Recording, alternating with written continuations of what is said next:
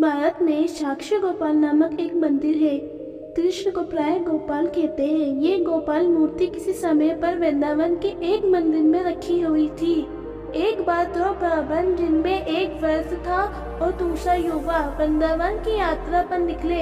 यात्रा लंबी थी और उन दिनों रेलगाड़ियां नहीं थी, अतः यात्रियों को अनेक कष्ट उठाने पड़ते थे। वृद्ध व्यक्ति युवक का अत्यंत कृतज्ञ था क्योंकि युवक ने यात्रा में उसकी काफी सहायता की थी। वृंदावन पहुंचने पर उसने कहा, हे युवक, तुमने मेरी बहुत सेवा की है। मैं तुम्हारा अत्यंत कृतज्ञ हूँ। मैं चाहता हूँ कि तुम्हारी इस सेवा के बदले मैं तुम्हें कुछ पुरस्कार दूँ। उस युवक ने कहा, महाशय, आप वृद्ध हैं, मेरे पिता के समान है। आपकी सेवा करना मेरा कर्तव्य है। मुझे कोई पुरस्कार नहीं चाहिए। उस वृद्ध पुरुष ने हट किया, नहीं, मैं तुम्हारा अत्यंत कृतज्ञ हूँ। मैं तुम्हें पुरस्कार अवश्य दूंगा। तब उस वृद्ध ने उस युवक से अपनी पुत्री का विवाह करने का वचन दे दिया। ये वृद्ध पुरुष अत्यंत धनी था और वह युवक विद्वान ब्राह्मण होते हुए भी अत्यंत निधन था। अतः युवक ने इस बात पर विचार करते हुए कहा, आप ये वचन नहीं दे क्योंकि आपका परिवार इस बात पर कभी सहमत नहीं होगा। मैं इतना गरीब हूँ और आप इतने कुलीन हैं, अतः ये विवाह नहीं हो सकेगा। श्री विग्रह के समक्ष इस प्रकार वचन ने दे। यह वार्तालाप मंदिर में गोपाल कृष्ण के श्री विग्रह के समक्ष हो रहा था और वह युवक चिंतित था कि कहीं श्री विग्रह का अपमान न हो जाए। फिर भी युवक के तर्कों के बावजूद वृद्ध पुरुष विवाह की बात पर अड़ा रहा। वृंदावन में कुछ दिनों तक रहने के बाद दोनों घर लौट आए। वृद्ध पुरुष ने अपने ज्येष्ठ पुत्र से कहा कि तुम्हारी बहन का विवाह उस निधन ब्राह्मण युवक से करना है। इस पर उसका ज्येष्ठ पुत्र अत्यंत क्रोध हुआ और उसने कहा, आपने मेरी बहन के लिए ऐसा दरिद्र पति क्यों चुना है? ये विवाह नहीं हो सकता। उस वृद्ध पुरुष की पत्नी भी आ गई और कहने लगी, यदि हमारी पुत्री का विवाह उस युवक से करेंगे तो मैं आत्महत्या कर लूंगी। इस प्रकार वृद्ध पुरुष बहुत उलझन में पड़ गया। कुछ समय बाद ब्राह्मण युवक को चिंता होने लगी कि उस वृद्ध पुरुष ने अपनी पुत्री का विवाह मुझसे करने का वचन दिया था। मुझसे करने का वचन श्री विग्रह के समक्ष दिया था। अब वह उसे पूरा करने क्यों नहीं आ रहा है? अतः उस वृद्ध पुरुष को उसके वचन की याद दिलाने के लिए उसके पास गया। उस तरुण ने कहा, आपने भगवान कृष्ण के समक्ष वचन दिया था किंतु अब आप उसे पूरा नहीं कर रहे, ऐसा क्यों? वृद्ध पुरुष मौन था। वह अपनी उस उलझन के लिए श्री कृष्ण से प्रार्थना करने लगा।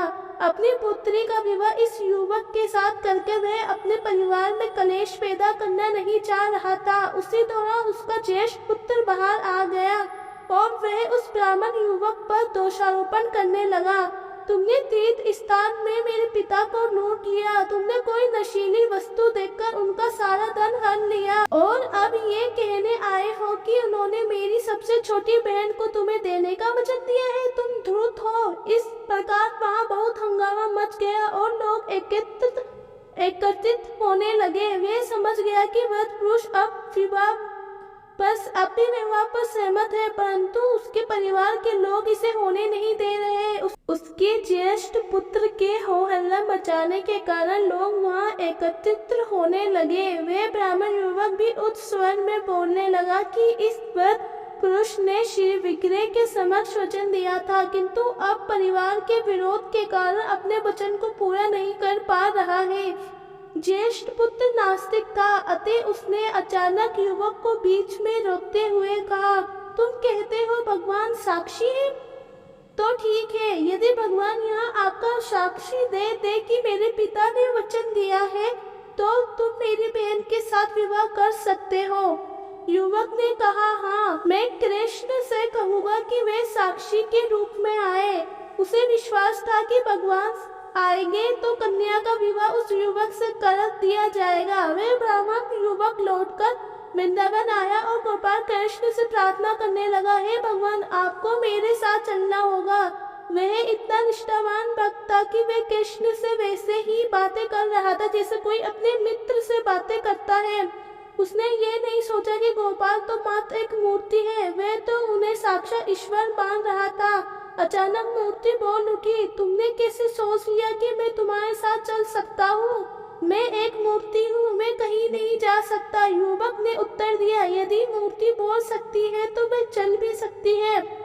अंत में शिव विग्रह ने कहा, अच्छा तब तो मैं तुम्हारे साथ चलूंगा, किंतु एक शर्त है, तुम किसी भी दशा में मुझे देखने के लिए पीछे नहीं मुड़ोगे। मैं तुम्हारे पीछे पीछे चलूंगा और तुम मेरे नुपुरों की ध्वनि से जान सकोगे कि मैं आ रहा हूँ। युवक ने बात मान ली और वे दूसरे नगर को जाने के लिए वृंदावन से चल पड़े। जब यात्रा पूरी होनी थी और वे युवक के गांव में प्रवेश करने ही वाले थे कि युवक को नुपुरों की ध्वनि सुनाई पड़ना बंद हो गई। उसे चिंता हुई, अरे कृष्ण कहाँ गए?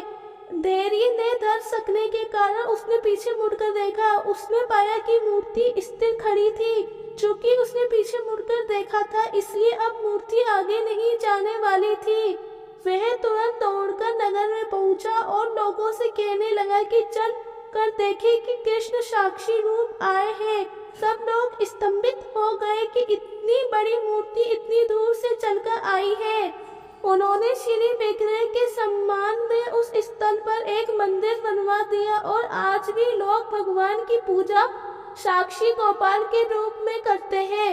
भगवान सब जगह है, बस हमें विश्वास करने की आवश्यकता है। भगवान अपने सच्चे भक्तों के लिए हरदम तैयार रहते हैं।